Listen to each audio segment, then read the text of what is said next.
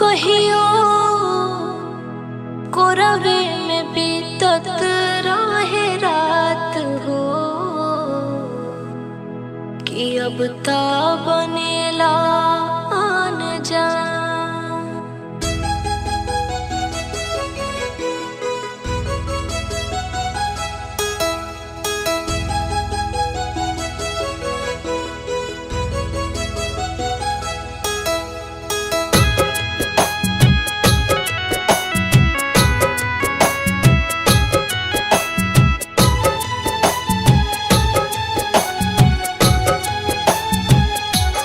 कहियो कोरवे में बीतत रहे रात हो अब ता बनेला अनजान। जब से धइला तो दोसारा के साथ हो अब ता बनेला अनजान। कहियो कोरवे में बीतत रहे रात हो अब ता बनेला